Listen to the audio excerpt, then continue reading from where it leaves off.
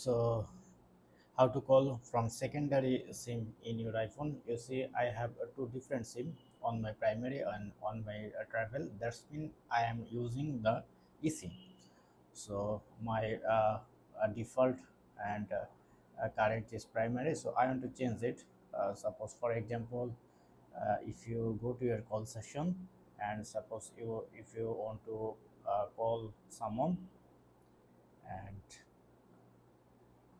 go to your history, then you see it's from P means private.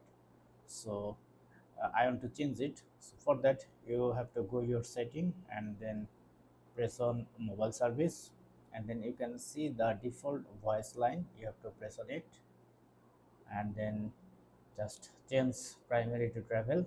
I am using now travel. Go back and now make a call again.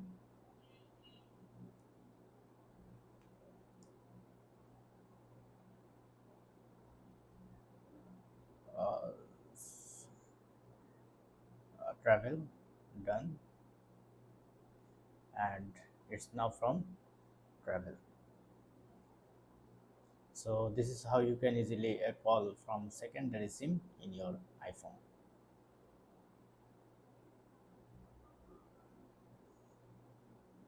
Then it's gone for travel.